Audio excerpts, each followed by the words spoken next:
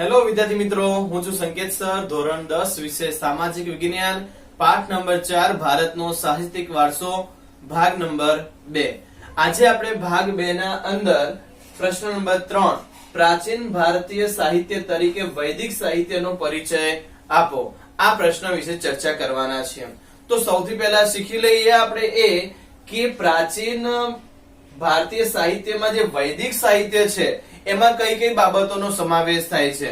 તો વૈદિક સાહિત્યના અંદર કહેવાય કે ઋગ્વેદ, સામવેદ, અથર્વવેદ, યજુર્વેદ, આ 4 વેદો તો છે, પણ 4 વેદની સાથે સાથે બ્રાહ્મણ ગ્રંથો, આરણ્યકો, ઉપનિષદો, વેદાંગોનો પણ સમાવેશ કરવામાં આવે છે. એટલે આ બધી બાબતોનો સમાવેશ વૈદિક સાહિત્યમાં થાય છે. ભાગ 1 ના અંદર આપણે વૈદિક સાહિત્યમાં ઋગ્વેદ, સામવેદ, અથર્વવેદ અને યજુર્વેદ આ 4 વેદ વિશે પરિચય મેળવ્યો હતો. આજે આપણે બ્રાહ્મણ ગ્રંથો, અરણ્યકો, ઉપનિષદો અને વેદાંગો વિશે પરિચય મેળવવાના છીએ. તો શરૂ કરીએ છીએ બ્રાહ્મણ ગ્રંથો. બ્રાહ્મણ ગ્રંથો કોને કહેવાય? તો વિદ્યાર્થી મિત્રો શીખી લઈએ આપણે પહેલા કે બ્રાહ્મણી ગ્રંથો કોને કહેવાય. કે ઋગ્વેદ, સામવેદ, યજુર્વેદ, અથર્વવેદના અંદર જે મંત્રો આપવામાં આવ્યા છે એ મંત્રોનો અર્થ આ બ્રાહ્મણ ગ્રંથમાં આપેલા છે. તો જુઓ કે વેદના મંત્રોનો અર્થને સમજવા માટે વેદોમાં જે મંત્ર આપવામાં આવેલા છે એ મંત્રોનો અર્થને સમજવા માટે આ બ્રાહ્મણ ગ્રંથોને તૈયાર કરવામાં આવ્યા છે. આ જે બ્રાહ્મણ ગ્રંથો છે એ પદ સ્વરૂપમાં રચાયેલા કેટલીક ટીકાઓ બ્રાહ્મણ ગ્રંથમાં સમાવેશ થાય છે. તો બ્રાહ્મણ ગ્રંથમાં શેનો સમાવેશ થાય છે? વેદોના મંત્રોનો અર્થ સમજવા માટે આ ગ્રંથને રચવામાં આવ્યો છે. પદ સ્વરૂપમાં રચાયેલી કેટલીક ટીકાઓનો પણ સમાવેશ આ બ્રાહ્મણ ગ્રંથમાં કરવામાં આવ્યો છે. બ્રાહ્મણ ગ્રંથમાં જુદા જુદા યજ્ઞ અને તેને લગતી વિધિઓનું પણ માર્ગદર્શન આપવામાં આવ્યું છે. વિદ્યાર્થી મિત્રો, આ જે બ્રાહ્મણ ગ્રંથો છે એ બ્રાહ્મણ ગ્રંથના અંદર વેદો ઋગ્વેદ, સામવેદ, યજુર્વેદ, અથર્વવેદના અંદર જે મંત્રો આપ્યા છે એ દરેકના મંત્રોનો અર્થ શું થાય એ અર્થનો વિસ્તારપૂર્વક સમજાવવામાં આવે છે. ટૂંકમાં વેદોમાં આપેલા મંત્રનો અર્થને સમજવા માટે આ બ્રાહ્મણ ગ્રંથો રચવામાં આવ્યા છે. આ પહેલી બાબત. બ્રાહ્મણ ગ્રંથના અંદર બીજી બાબત એ પણ છે કે યજ્ઞ કરવાની વિધિ, એટલે કે હવન જુદા જુદા પ્રકારના હોય છે, એટલે કે અલગ અલગ પ્રકારની અથવા જુદા જુદા પ્રકારના યજ્ઞ કરવાની વિધિ નું વિસ્તારપૂર્વક વર્ણન કરવામાં આવ્યું છે. આ ઉપરાંત કહેવાય કે વિવિધ પ્રકારની જે વિધિઓ છે એનું પણ વર્ણન કરવામાં આવ્યું છે. એટલે કે જુદા જુદા યજ્ઞ અને તે યજ્ઞની વિધિઓ શું છે એના વિશે વિસ્તારપૂર્વક વર્ણન કરવામાં આવ્યું છે. તો વિદ્યાર્થી મિત્રો, બ્રાહ્મણ ગ્રંથો ખ્યાલ આવી ગયા તમને? બ્રાહ્મણ ગ્રંથમાં શેના વિશે માહિતી આપી છે? વેદોમાં આપેલા મંત્રોનો અર્થ સમજાવવામાં આવ્યો છે. આ ઉપરાંત જુદા જુદા યજ્ઞ અને વિધિઓનું વિસ્તારપૂર્વક વર્ણન કરવામાં આવેલું છે. ખ્યાલ આવી ગયો ને? ઓકે, હવે આપણે જોઈશું અરણ્યકો. સમજી લો પેલા અરણ્યકો શું છે. અરણ્યક એટલે કે આર્યો. આર્ય લોકો પોતાના જીવનના જે અંતિમ સમય હોય છે એ અરણ્ય એટલે કે જંગલમાં જઈને વિતાવતા હતા.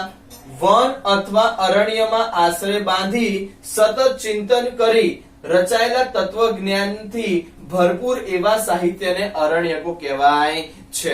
તો અરણ્યકો એટલે શું એ આપણે વિસ્તારથી થોડું જોઈએ.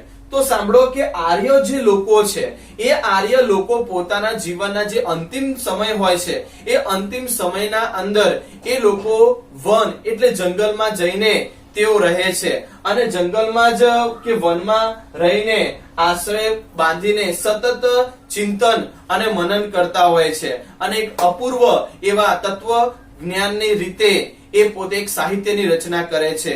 એટલે તે કેવું કહેવાશે? અરણ્યકો કહેવાય છે. આવું એક ઉદાહરણ તમને આપું કે મહાભારતમાં જે વેદવ્યાસ છે એ પણ કહેવાય પોતાના જીવનના અંતિમ સમયમાં એ વનમાં રહ્યા અને તેઓ વનના અંદર આશ્રય બાંધીને વનના અંદર સતત ચિંતન કર્યું અને ફિલોસોફી એટલે કે તત્વજ્ઞાનની રીતે એ લોકો ગહન ચિંતન મનન કરીને એક સાહિત્યની રચના પણ કરી હતી.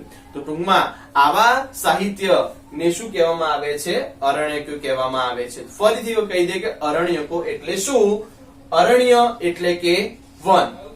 આર્યો તેમના જીવનના અંતિમ સમય અરણ્ય એટલે કે વનમાં ગાળતા હતા.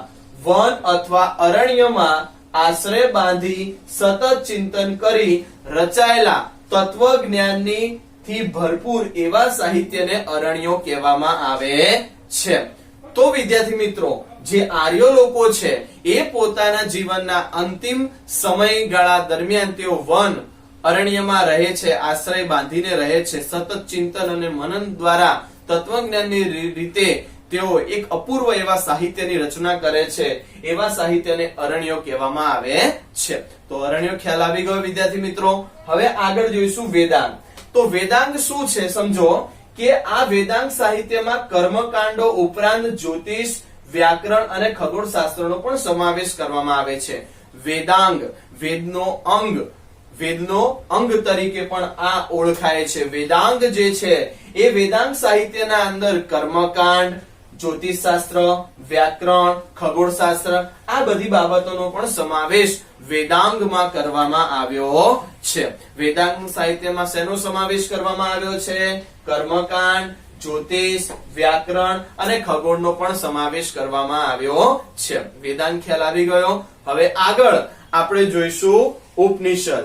તો વિદ્યાર્થી મિત્રો, ભાગ 1 ના અંદર આપણે ઉપનિષદ જોયું છે, પણ તો પણ આપણે ફરીથી રિવિઝન કરાવી દઈએ છીએ ઉપનિષદ.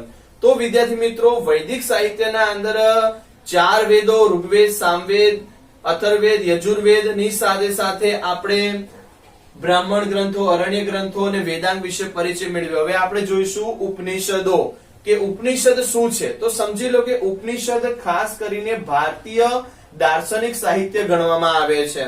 આ દાર્શનિક સાહિત્ય ના અંદર બ્રહ્માંડનો આરંભ કેવી થયો એના વિશે વિસ્તૃત માહિતી છે. જીવન, મૃત્યુ, ભૌતિક, આધ્યાત્મિક જગતમાં જ્ઞાન, પ્રકૃતિ તેમજ અનેક દાર્શનિક પ્રશ્નોનું વિવેચન કરવામાં આવ્યું છે. આ બધી બાબતોનું એક ઉદાહરણ તમને આપું કે શ્રીમદ ભગવદ ગીતામાં, મહાભારતમાં શ્રીમદ ભગવદ ગીતામાં અર્જુન અને શ્રી કૃષ્ણ ભગવાન વિસ્તારપૂર્વક અર્જુનને સમજાવી રહ્યા હોય છે. ટૂંકમાં શ્રીમદ ભગવદ ગીતા એ આનું ઉત્તમ ઉદાહરણ ગણાય કે શ્રીમદ ભગવદ ગીતાના અંદર કહેવાય બ્રહ્માંડનો આરંભ, જીવન, મૃત્યુ, ભૌતિક, આધ્યાત્મિક જગત, જ્ઞાન, વિજ્ઞાન, પ્રકૃતિ આ બધા પ્રશ્નોનું જ્ઞાન, વિજ્ઞાન, પછી જીવન, મૃત્યુ આ બધી બાબતોના જે કર્મો છે એ બધી બાબતોનો સમાવેશ એ દાર્શનિકમાં કરવામાં આવ્યો છે. એટલે કહેવાય કે ઉપનિષદ જે છે એ ઉપનિષદ ભારતીય દાર્શનિક સાહિત્ય ગણવામાં આવે છે. આ ઉપનિષદમાં શેનો સમાવેશ કરવામાં આવે છે? ઉપનિષદમાં બ્રહ્માંડનો આરંભ, જીવન, મૃત્યુ, ભૌતિક અને આધ્યાત્મિક જગત, જ્ઞાન, પ્રકૃતિ અનેક દાર્શનિક જે પ્રશ્નો છે એનું નિરાકરણ કરવામાં આવ્યું છે. આના અંદર એવું કહી શકીએ કે શ્રીમદ ભગવદ ગીતામાં પણ આવા પ્રશ્નોનું નિરાકરણ કરવામાં આવ્યું છે. અર્જુનને જે પ્રશ્નો હતા એ શ્રી કૃષ્ણ ભગવાને એનું વિસ્તારપૂર્વક નિવેદન કર્યું છે.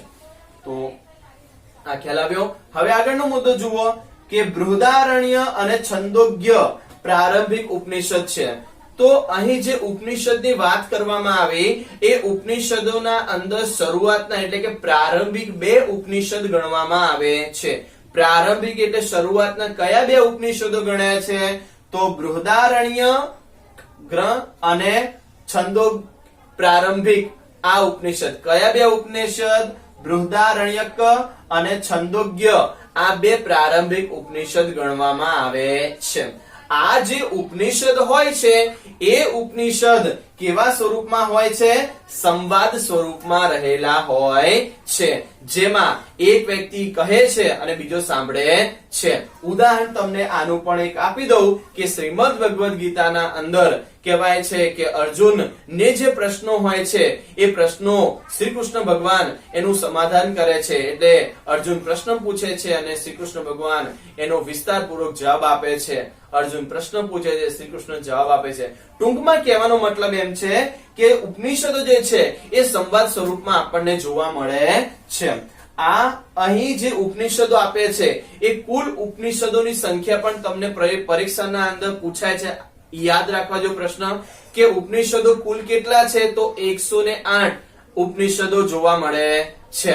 તો આ મુક્તિકો ઉપનિષદોની સંખ્યા કેટલી 108 ઉપનિષદ ગણવામાં આવે છે. ઉપનિષદો કેવા સ્વરૂપમાં હોય છે કે સંવાદ સ્વરૂપમાં હોય છે. તેમાં સરળ અને સુંદર વાક્યોમાં ગહન વિચારો રજૂ કરવામાં આવેલા છે. તો વિદ્યાર્થી મિત્રો ઉપનિષદ ખ્યાલ આવી ગયો. ફરીથી તમને ટૂંકમાં ઉપનિષદ વિશે પરિચય આપી દઉં કે ઉપનિષદ શું છે. ઉપનિષદમાં ભારતીય દાર્શનિક સાહિત્યને ગણવામાં આવ્યું છે. ઉપનિષદમાં શેનો સમાવેશ કરવામાં આવ્યો છે. ઉપનિષદના અંદર બ્રહ્માંડનો આરંભ, જીવન, મૃત્યુ, ભૌતિક અને આધ્યાત્મિક જગત, જ્ઞાન, પ્રકૃતિ તેમજ અનેક પ્રકારના દાર્શનિક પ્રશ્નોનું નિરાકરણ કરવામાં આવ્યું છે. આ ઉપરાંત જે ઉપનિષદો છે એના પ્રારંભિક 2 ઉપનિષદ ગણાય. કયા 2 ઉપનિષદો પ્રારંભિક છે. બૃહદારણ્યક અને છંદોગ્ય. આ બંને પ્રારંભિક ઉપનિષદ ગણાય છે. આ બધા જે ઉપનિષદો છે એની સંખ્યા કુલ કેટલી છે તો 108 ઉપનિષદોની સંખ્યા છે. આ ઉપનિષદો કેવા સ્વરૂપમાં હોય છે તો કે સંવાદ સ્વરૂપમાં રહેલા છે, જે સરળ અને સુંદર વાક્યોમાં ગહન કરીને વિચારો રજૂ કરી શકાય છે. તો વિદ્યાર્થી મિત્રો આજનો આપણે ભાગ નંબર 3 ના અંદર શું શીખ્યા. આજે ભાગ નંબર 3 ના અંદર પ્રશ્ન નંબર 3 પ્રાચીન ભારતીય સાહિત્ય વૈદિક સાહિત્ય વિશે ટૂંકમાં પરિચય મેળવ્યો. વૈદિક સાહિત્યના અંદર શું શીખ્યા આપણે. 4 વેદો તો આપણે ઓલરેડી ભાગ 1 ના અંદર શીખી ગયા. ઋગ્વેદ, સામવેદ, યજુર્વેદ, અથર્વવેદ એ 4 શીખી ગયા. એના પછી આપણે બ્રાહ્મણ ગ્રંથો, અરણ્યકો, વેદાંગો અને ઉપનિષદો વિશે પરિચય મેળવ્યો. તો આપણો ભાગ નંબર 3 અહીં પૂરો કરીએ છીએ. હવે આપણે મળીશું ભાગ નંબર 4 માં. ત્યાં સુધી દરેક વિદ્યાર્થી મિત્રો નમસ્તે.